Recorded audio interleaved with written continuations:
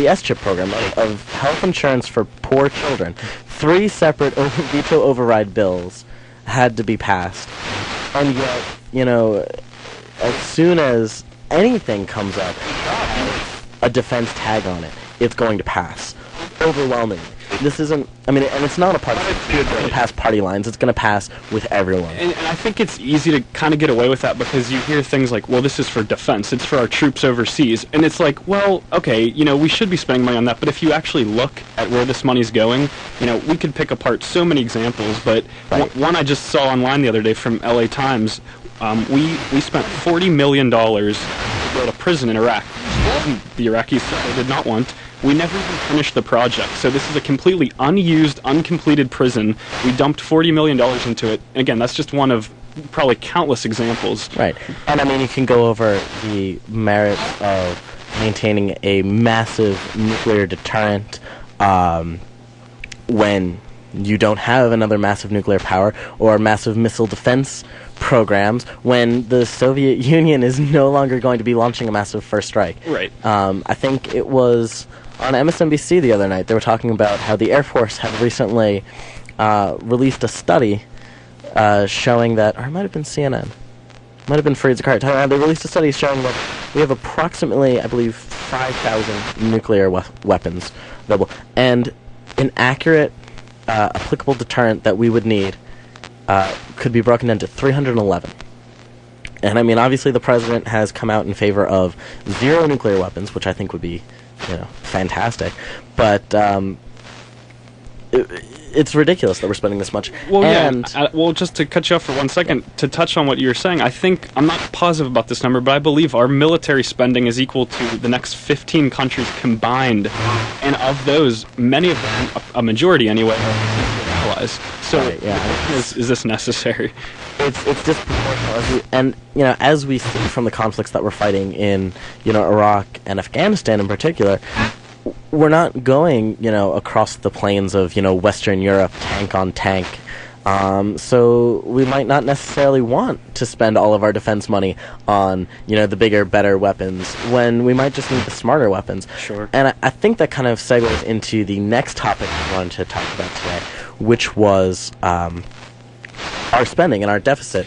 I know the Republican Party, not to be too partisan, but the Republican Party seems to have this newfound, hatred of a deficit.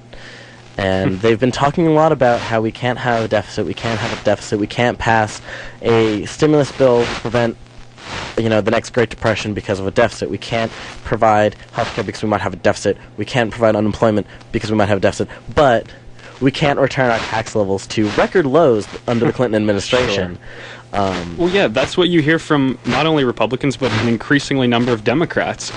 A lot of conservative Democrats say, look, we need to pinch pennies, we have a budget deficit, this needs to be addressed. Well, then why not something that's a no-brainer in my mind, like letting these Bush tax cuts expire? That's an easy way to avoid losing a ton of revenue.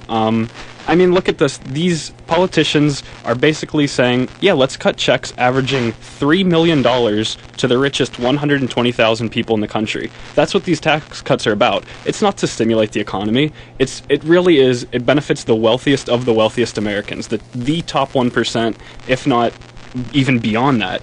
Right. I think, I don't have the number in front of me, but I think those tax cuts amount to a really substantial amount of our structural deficit. Sure. And, the idea was that these were never meant to raise,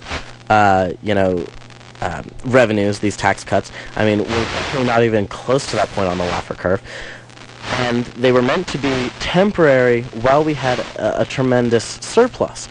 So it would be ridiculous to assume that we can't now let these expire. They were meant to be temporary. They were meant for a time when we have a surplus. We don't have a surplus. Well, and here's the funny thing is you hear words like socialism being thrown around. The president's a socialist, Chaz. Right. I remember there was a time when you actually had to advocate, overthrowing the existing order through violent means to get the tag of a socialist or a communist. Now it just seems that you need to, not hate poor people. Well, here is another example of apparently what a socialist is today. If these tax cuts were to expire naturally, the tax rate for the highest income bracket of Americans would go up to 39%, which, guess what?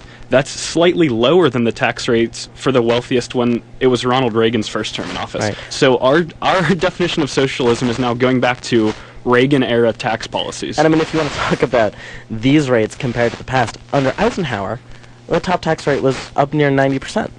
So I guess Dwight D. Eisenhower is a communist according to today's, methods. Absolutely, without a doubt. I think we can state that unequivocally. Well, that he would not be a Republican today. They would. Sure. None of these people would be. No Republican, who was active 10, 20 years ago could fit in the Republican Party this year not. because it's moved so far to the right. And the sad thing is that the Democratic Party has moved just to the right. Along with them, they've moved, from. I mean, there is no call for, a New Deal coming out of official Democratic Party circles. I mean, yes, under some, in some progressive circles, you are getting that, but official Democratic line, this is very, very centrist, and that's what I think is really sad.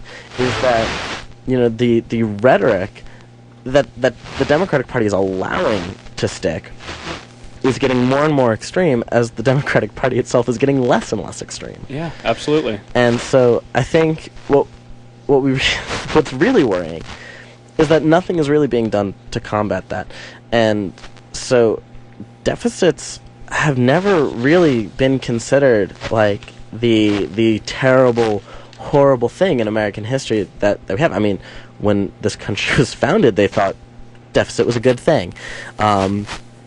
When we had the Great Depression, the idea was that, a deficit might not be the ideal situation, but it's necessary. We need to make sure that we're not going to have, tremendous unemployment lines, because that's just not what we do. I mean, it's morally wrong, yeah. I think.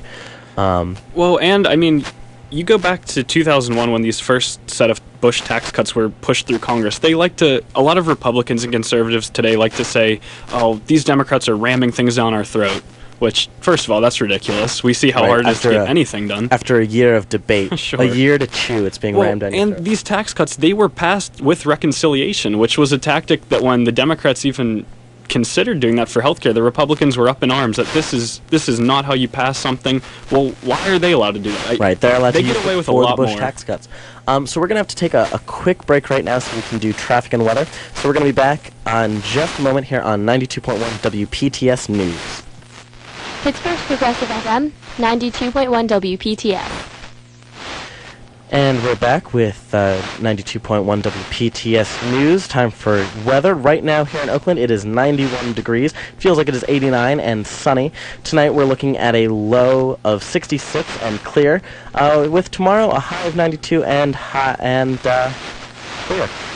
Right now, the Parkway East is jammed, approaching Bates Street on the ramp to the Squirrel Hill Tunnel, and 5th Avenue is normal, approaching the William Pitt Union, headed downtown.